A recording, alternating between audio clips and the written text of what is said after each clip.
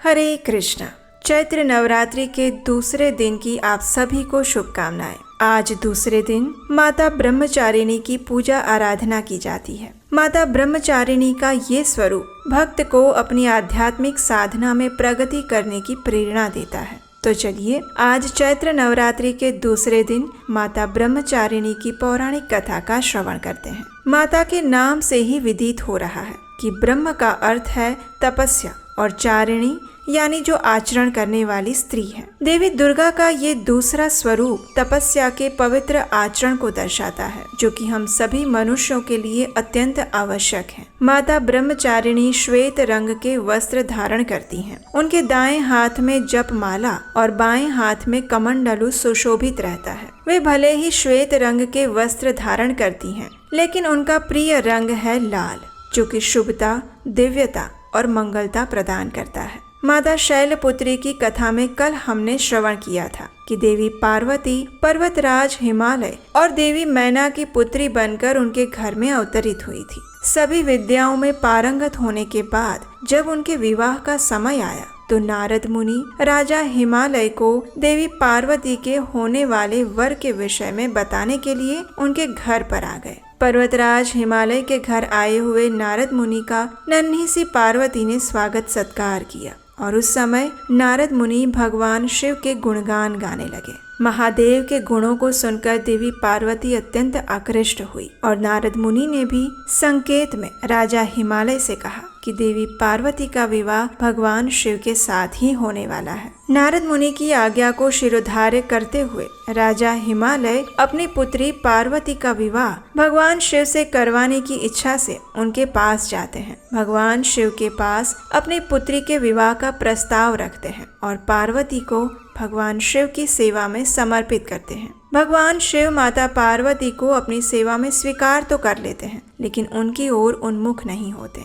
वे सदैव तपस्या में लीन रहते हैं और ये देखकर सभी देवतागण चिंतित हो गए। उन्होंने सोचा कि अगर ऐसा ही रहा तो महादेव और माता पार्वती का विवाह कभी नहीं हो पाएगा। इस परिस्थिति को अपनी क्षमता अनुसार सुलझाने के विचार से सभी देवताओं ने निर्णय किया कि वे कामदेव को महादेव की तपस्या भंग करने के लिए वहां भेजेंगे। जब कामदेव भगवान शिव की तपस्या को तोड़ने के लिए वहां पर आ पहुंचे, तब उन्होंने वसंत ऋतु का निर्माण किया और अपने विभिन्न बाणों द्वारा भगवान शिव की तपस्या को भंग करने का प्रयास करने लगे। लेकिन भोलेनाथ ने इस बात से क्रोधित होकर कामदेव को ही भस्म कर दिया। इस प्रसंग के बाद देवी पार्वती के लिए महादेव को प्रसन्न करना और भी कठिन हो गया और तब मुनिराज नारद मुनि ने देवी पार्वती को कठोर तपस्या करके भगवान शिव को प्रसन्न करने का सुझाव दिया। उस समय उन्होंने भगवान शिव के पंचाक्षर मंत्र का जाप करने के लिए कहा और अब देवी पार्वती ने दृढ़ निश्चय कर लिया कि चाहे कुछ भी हो जाए, वे महादेव को अपने पति के रूप में अवश्य प्राप्त करेंगी। अपने माता पिता की आज्ञा को शिरोधार्य करके उनसे आशीर्वाद लेकर अपनी दो सखियों जया और विजया के साथ देवी पार्वती गंगा नदी के उद्गम स्थल यानी गंगोत्री तीर्थ की ओर अग्रसर हो गई। वहां जाकर उन्होंने घोर तपस्या का आरंभ किया। एक रमणीय वन में देवी पार्वती ने एक वेदी के ऊपर बैठकर ऐसी विषम तपस्या आरंभ की जो कि बड़े बड़े ऋषि मुनियों के लिए भी दुष्कर थी। ग्रीष्म ऋतु में वे अग्नि का गोला बनाकर दिन रात उसके बीच में बैठकर पंचाक्षर मंत्र का जप करती। वर्षा ऋतु में देवी पार्वती किसी चट्टान पर बैठकर मूसलाधार वर्षा में भीगती हुई पंचाक्षर मंत्र का जप करती और शीतकाल में निराकार रहते हुए अत्यंत ठंडे पानी में खड़े रहकर किसी बर्फीली चट्टान पर बैठकर तपस्या करती रहती। इस प्रकार उन्होंने प्रचंड आंधी, कड़ाकेदार सर्दी, मूसलाधार वर्षा और भीषण गर्मी का भी सामना किया, लेकिन उनका मनोबल थोड़ा सा भी नहीं डगमगाया। कभी वे सिर्फ फलाहार करती तो कभी केवल पत्तों का सेवन करती। अपनी तपस्या को और कठिन बनाते हुए उन्होंने पत्तों का सेवन करना भी छोड़ दिया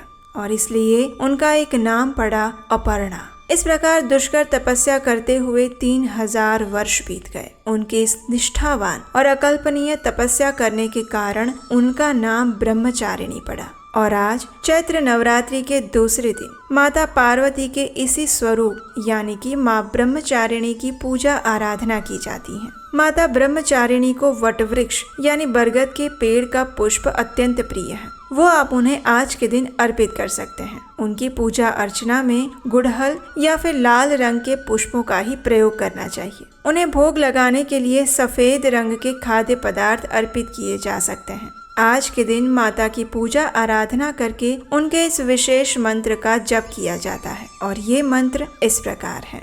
दधाना कपाभ्याम अक्षमाला कमंडलो देवी प्रसीदतु मयि ब्रह्मचारिणी अनुत्तमा।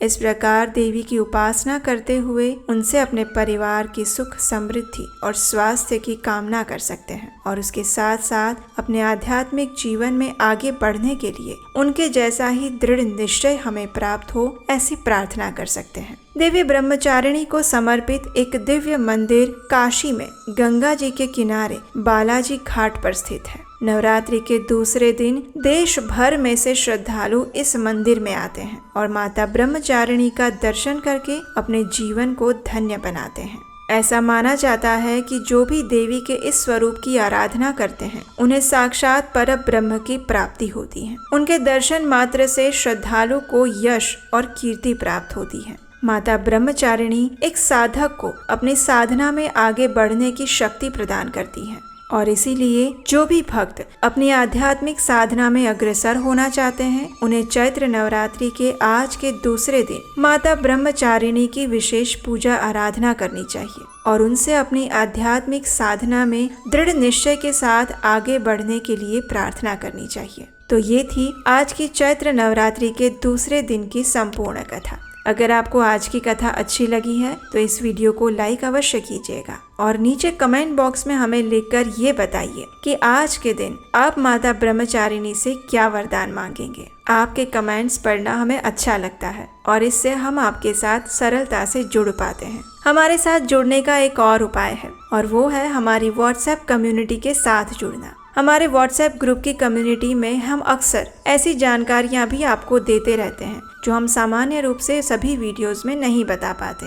तो इन सब को प्राप्त करने के लिए नीचे डिस्क्रिप्शन बॉक्स में लिंक दिया गया है जहां पर आप हमारे व्हाट्सएप कम्युनिटी के साथ जुड़ सकते हैं और हमारे आने वाले सभी वीडियोस और ऐसे ही वैदिक प्रमाणभूत जानकारियों को प्राप्त कर सकते हैं। तो चलिए आज चैत्र नवरात्रि के दूसरे दिन माता ब्रह्मचारिणी से यही प्रार्थना करते हैं कि वे हमारे इस भौतिक संसार के सुख समृद्धि और स्वास्थ्य की रक्षा करते हुए हम अपनी आध्यात्मिक जीवन में प्रगति कर पाए, कृष्ण भावनामृत जीवन में आगे बढ़ पाए, ऐसा दृढ़ निश्चय, संकल्प और शक्ति हमें प्रदान करें। हरे कृष्ण।